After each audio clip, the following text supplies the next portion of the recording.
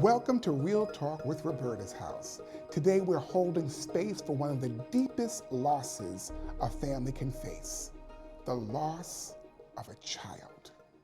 It's a pain that changes everything, and yet it's a story so many parents are living every day. In this episode, Holding Hope After the Unthinkable, Life After the Loss of a Child, we're joined by a parent who knows this journey firsthand, along with a member of our Halo and Hope team. Together, we speak openly about love, loss, and what it means to keep breathing, keep loving, and keep moving forward when life will never look the same again. This is a gentle reminder and a deep human conversation, one that honors the unbreakable bond between parent and child, recognizing that grief doesn't end, and reminds families that even in their darkest moments, they do not have to walk this path alone. Welcome, ladies. Welcome, ladies. Welcome to Real Talk with Roberta's house. Why don't you guys introduce yourselves? I'll start with you, Dr. Tracy, and you can tell what your affiliation is with Roberta's house. So again, my name is Tracy Turner. I am the Director of Maternal and Infant Loss and the Hope Project here at Roberta's house.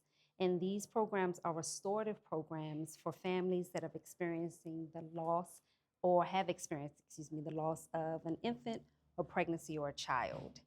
Our focus with both Halo and the Hope Project is to improve maternal and infant outcomes, but also to empower families through healing-centered engagement. Okay, then. Hi, my name is Tracy Blake. I am a recent graduate from Morgan State University, and I interned here at Roberta's house for my last senior semester. And I personally lost a child, so I live it every day. Okay. Well, thank you guys for being here. We appreciate it. I got two Tracys. I'm gonna call you guys Tracy squared, right? But let's start with you, Tracy. When you think back to the period right after you lost your child, what do you remember most about those early days and those early weeks? The experience is my life would never be the same. You have a routine every day, and then all of a sudden that routine changes, and you're not used to adapting to that change because it did a 360-degree change in a matter of hours. So how do you adapt? People say that they are going to be there for you, but they're not. So it's a battle that you have to fight within yourself. So let me just ask Dr. Tracy, when you think about the loss of a child, how is that uniquely different than just the loss of other family members for their parent? So the loss of a child is considered to be the most unnatural of the grief losses because you're not just losing the child, you're losing what they could become. You're losing the future. And that is hard for parents, grandparents, all the family members because when you're pregnant, you're thinking about the what ifs down to the eye color, what path they'll choose in life, all the things. And in a matter of seconds, that all is taken away from you. Okay. So we have programs here at Roberta's house. We call them Halo programs and Hope programs. Why don't you just kind of define those programs for us? So Halo is Healing After Loss Outreach, and that is our statewide initiative where we provide grief and bereavement supports to families throughout the state of Maryland that have experienced the loss of a child from ages 0 to 17. And the Hope Project is Healing Ourselves Through Peer Empowerment, where we provide grief and bereavement supports and interconception case management support to families in Baltimore City that have experienced the loss of a pregnancy or infant before the child's first birthday. Okay. So, Tracy, would you tell us a little bit about your loss in the sense that how did grief show up for you? What did that actually look like for you? Grief showed up hard for me. again, when you're so used to things being a certain way, and then now your life has did a 360-degree turnaround. Everyone is around during the time that you are experiencing that loss. Everyone is around at the funeral, at the repast, but when it's all said and done, no one's around. So grief looked like to me was in my bed all day, every day, for at least a month and a half, not being able to do anything, not being able to answer the phone, not being able to eat, and reliving those last moments that I had with. Right, right, right. So when you were in that state and when you were there, what did you do to kind of continue to move through a lot of this grief? Well, for one thing, my son was there in the home with me, and he would pressure me every day to get up out the bed. I didn't want to. I didn't want to do anything. I didn't want to eat. I didn't want to talk on the phone. I didn't even want to watch TV. I just wanted to lay in my bed with the covers over my head forever because I was not prepared. All the times that I was prepared for my daughter and it never happened, this one time it was different. So for me, the pressure of my son making me get up, and then I had to realize I have another child.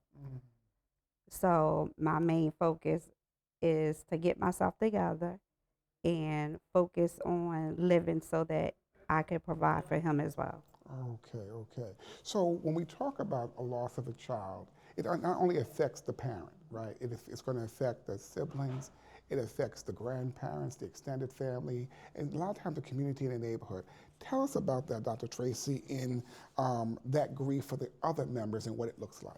So when we're grieving, it radiates outward and it hits each member of the family according to their role and the community. So, say for instance, the parents, you know, usually get a lot of the attention and the support because they are the parents. But then you have the siblings of the child that was lost that almost gets overlooked because the parents' grief is so broad that their needs are not getting met. And then the grandparents, don't want to overshadow the parents who are the parents of the child that was lost. So everybody is dealing with their grief almost in their own little bubble.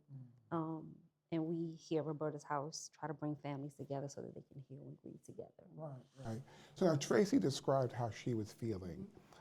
From a clinical perspective, how are the myths and the misconceptions of how a parent should grieve? What are some of those misconceptions about when they lose a child? Some of those misconceptions are, that the first year is the hardest, which implies that subsequent years it gets easier, or closure, that there's some type of ending to your grief. Grieving the loss of a child never ends. It is something that can consistently be triggered by milestones, the what ifs, the birthdays that are not celebrated, the graduation that does not happen. So, society, we have to create these rules and expectations so that we can better manage such a tragic loss. And then it can make the families feel like they're grieving wrong.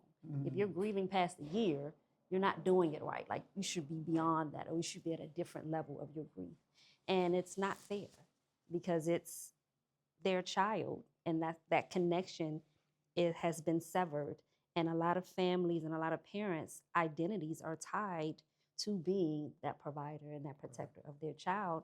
And once their child is gone, that's a whole different level of biological grief. It's multifaceted. And if you've not lived it, don't assume you know how to get through it. So we talk about the losing of a child, and you talked about that. You talked about the support that you had gotten from your son. Were there any other supports in the community that you were able to be a part of to help you through that grieving process? Not really. I had a couple close friends that would come and check on me, but other than that, no.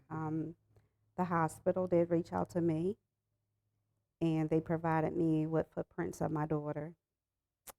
a long-lasting memory. But other than that, again, everyone that's there at that moment say that they're going to be there, but when you finally hit that closure part to, okay, you realize that she's never coming back and your life has really changed, there's no one there. There's no one there. There's no one to call you to say, did you eat today? Did you get up today? There's no one to say, come on, nope, you're getting out this house today. And yes, people will tell you how to grieve, or you should not be still grieving, but everyone is different. Everyone grieves differently. I still grieve to a degree. And when I did my internship here at Roberta's house, it opened up, as they say, a can of worms, because I didn't realize to the extent that I was still grieving.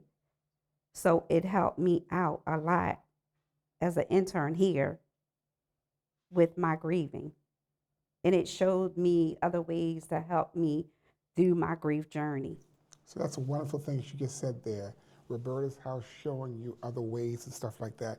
Dr. Tracy, tell us about the HOPE programs that we have and the HALO programs and how it actually helps folks who are grieving, because as you can see, sometimes people are out in the community, they've lost a child, they're grieving, and then they don't have any place to really go. But, Roberta's house is one of those places that they could go. Tell us a little bit more about what Roberta's house can help people do.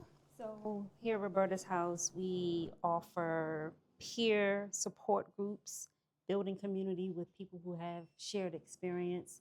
We have remembering events where it is like Angelversary and Wave of Light, so that we can honor your child that died. We have mental health supports that we offer, and we integrate rituals and art into all the supports that we offer to the families, because not everybody's ready to talk about their grief. Right. But they can create something. They can create a memory box. They can create a collage. They can create anything, a sand tray that tells the story of their grief. And a lot of times it's linked to other griefs that they've not yet addressed. So we provide a safe space for families to, like Tracy, who may have gotten to a level where their grief may have been manageable. And then they come into Roberta's house and something lets them know that, yeah, we got a little more that we need to tackle. And if you're going to tackle it, why not tackle it in a space that is safe and that honors your loss and honors and acknowledges your love for your child. This is wonderful. We can see that Roberta's house has some wonderful things here. The way you were describing some of the activities that we do here at Roberta's house, I look at that and I know we call it trauma-informed care. What we're going to do is we're going to take a break at this particular time, and then we're going to actually talk about that trauma-informed care, but from a culturally sensitive perspective. I love it. All right then. Every family has their own rhythm. Morning feedings, hands passing a child from one generation to the next. And in those everyday moments, safety matters. Safe sleep starts with simple choices, giving babies their own clear space, placing them on their back every time. A crib made just for rest, nothing extra, nothing shared, and keeping the air around smoke-free. These aren't rules meant to scare us. They're acts of care. At Roberta's house, we're here to support families with guidance, compassion, and knowledge, so every child can have a safe start and every parent can have peace of mind.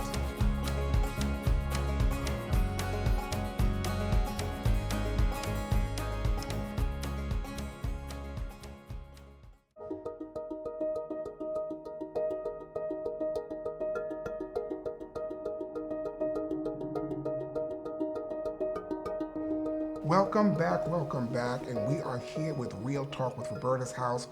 holding hope after the unthinkable, life after the loss of a child. And where we were when we left, we were talking about trauma-informed care and being culturally sensitive. So Dr. Tracy, would you please just kind of describe to us what is trauma-informed care and then how it's important that we are culturally sensitive to that approach to helping people?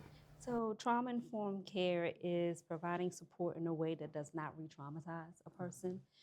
So, here we provide a trauma informed care that's culturally responsive, and it's a shift in your thinking to go from saying or asking what's wrong with you to what happened to you.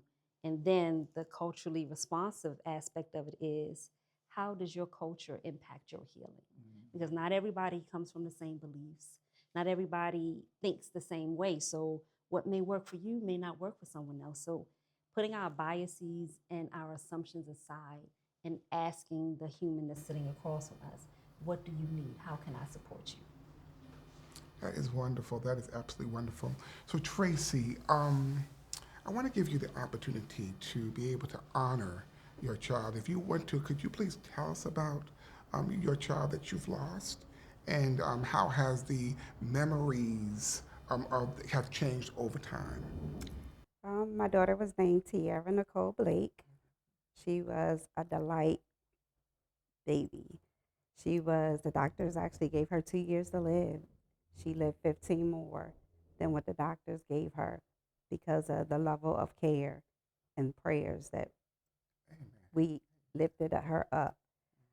She was sick, but she was sick. She has special needs, but throughout her whole journey, she was one of the happiest babies that anyone could ever imagine. Regardless, she was sick or not, she still laughed, she smiled. Um, every season, I always took professional pictures because I said I never knew when that day would come, but I have memories that last me forever. So I can reflect back to those pictures, and they are awesome memories of Tierra. Um, I think what really gets me through is knowing the level of sickness that she had. She had to have 24-hour, 7 days a week care. To know that she's not living in that sickness anymore is what helped get me through the day.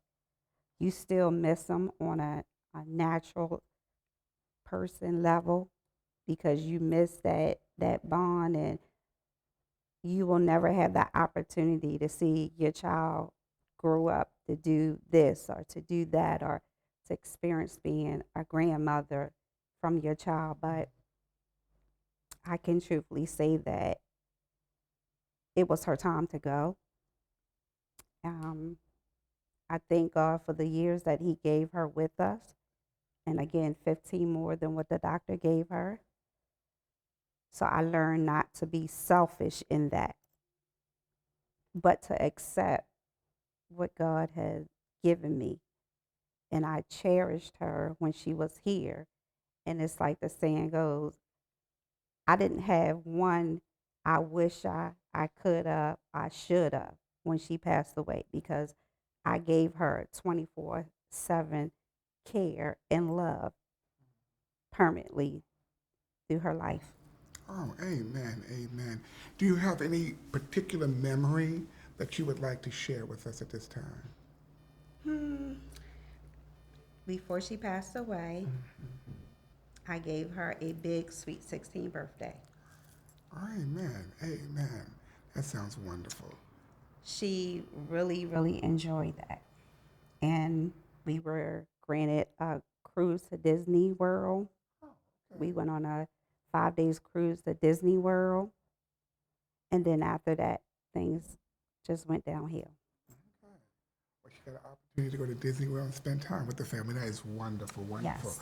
So as we know that we have parents who have lost a child, who may have a child who's sick, right?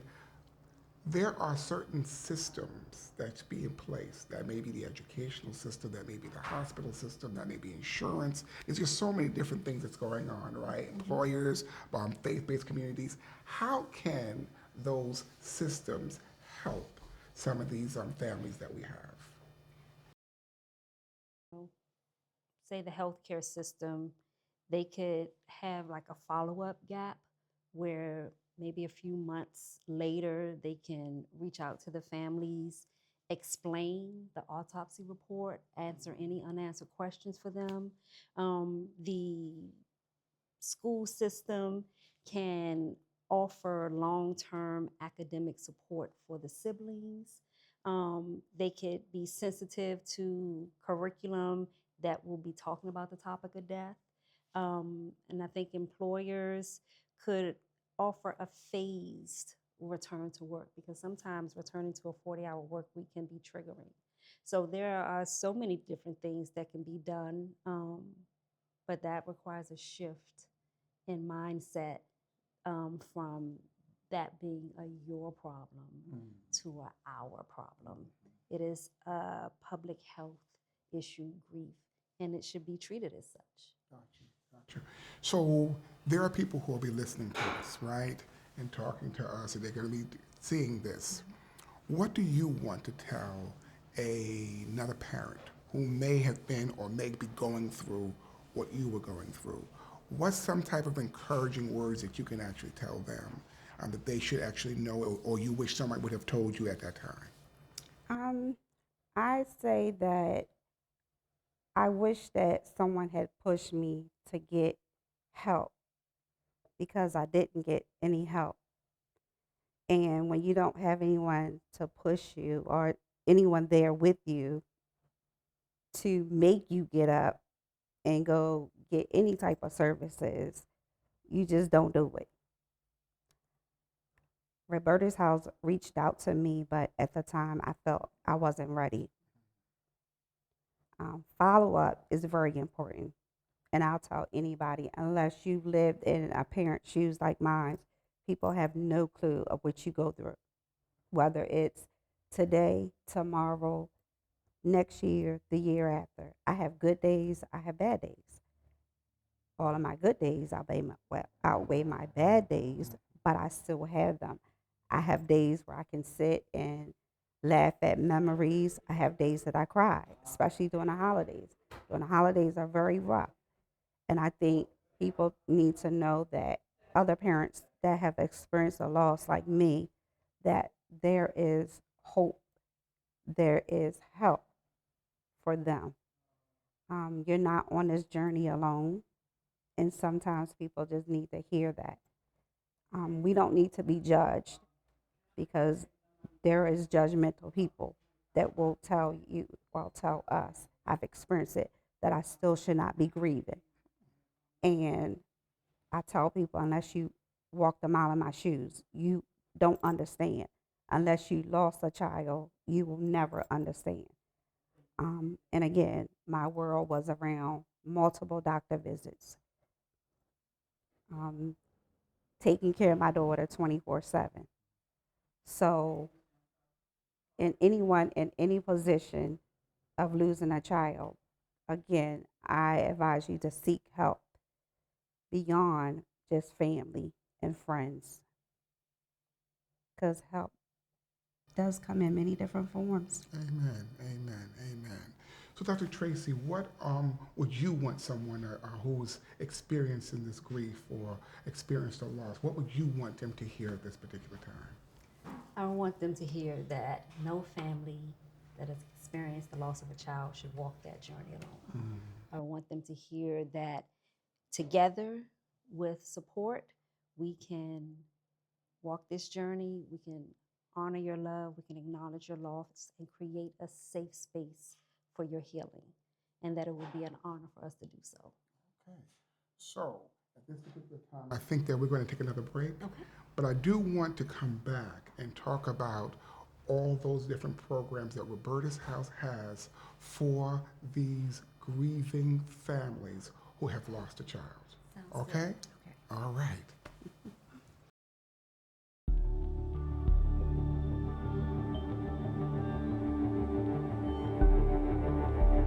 A small life is laid down to sleep. This is the moment that matters most. Babies should sleep alone. No blankets, no pillows, no soft things that can follow them into the dark. They should sleep on their backs, where every breath has room. They should sleep in a crib, clear and firm, made only for rest, in a smoke-free area. These aren't just guidelines. They are protections, because sleep should be peaceful, not risky. And the simplest choices can stand between safety and silence. When you lay your baby down tonight, remember the ABCs of safe sleep. They can save a life.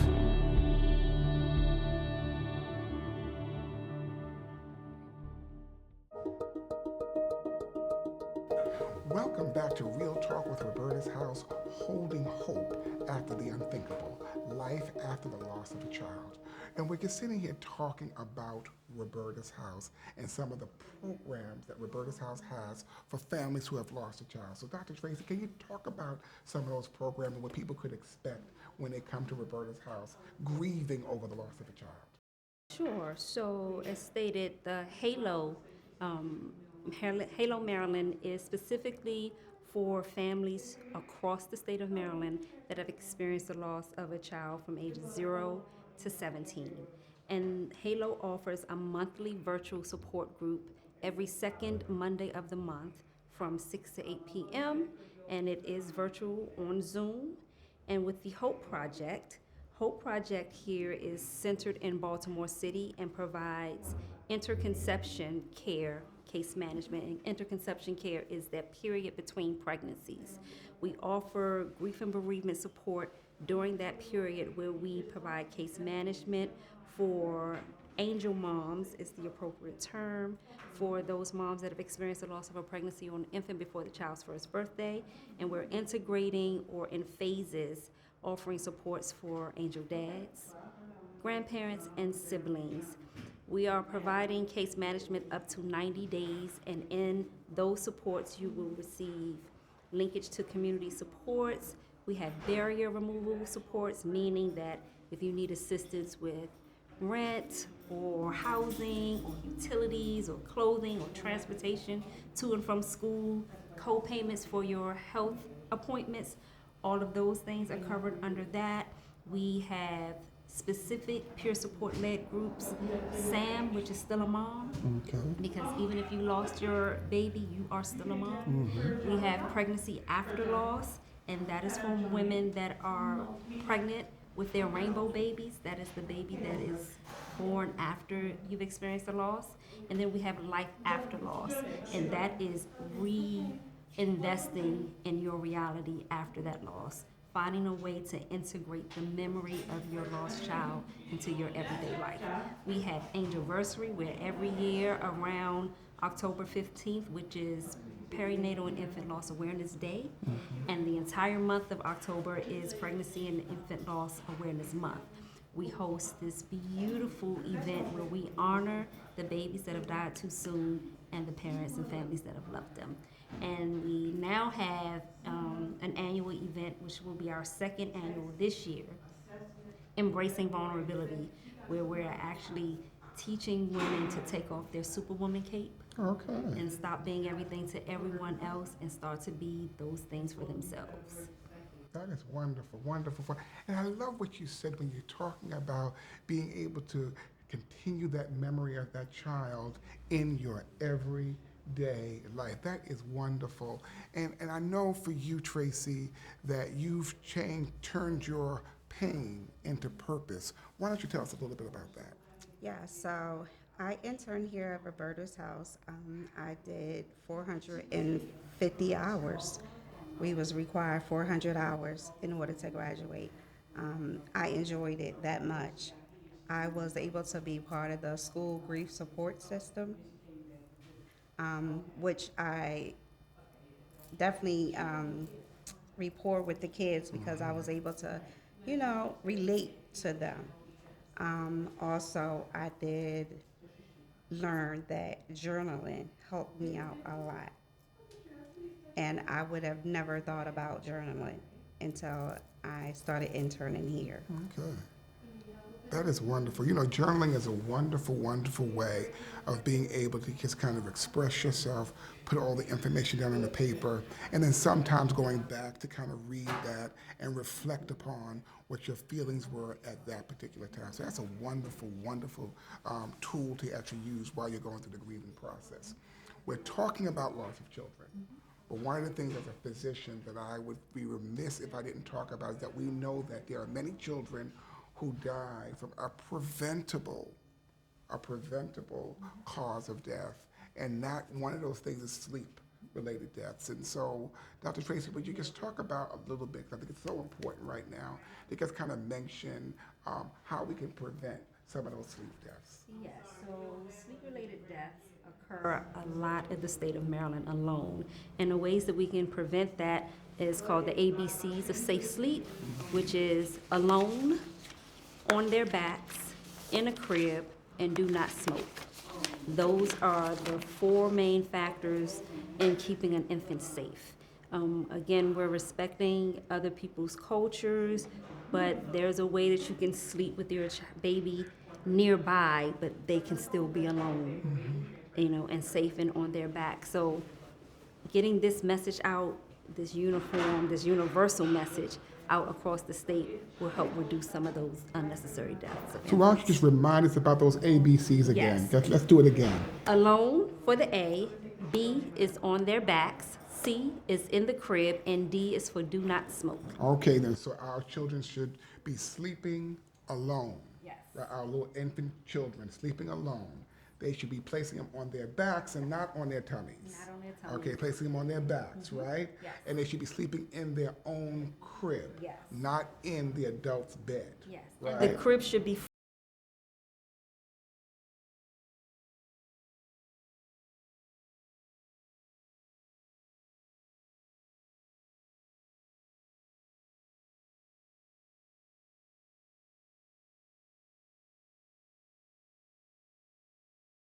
around those infant children, because that could actually increase the risk of death of those children. And so that's very, very important. Well, guys, you have heard it here. Roberta's House. I will just say to you that if you are suffering any grief, loss, as it relates to a child in your family or a friend or whatever it happens to be, please, please, please call Roberta's House. We are here to help you. You can call us, and our number is 410-235-6633. That's 410-235-6633. You can also look us up on the internet, and our website is www.robertashouse.org. That's www.robertashouse.org. You've heard it here with the Tracy's Squared, and this is wonderful. And we just want you to remember something. Grief after the loss of a child is lifelong, but no one should have to carry it alone. So through our programs here at Roberta's House, we are committed to working with families in their pain, their love, and their hope, however that hope may look. So please remember to give us a call if you're having any grief or any concerns about the loss of a child. We'll see you the next time. God bless.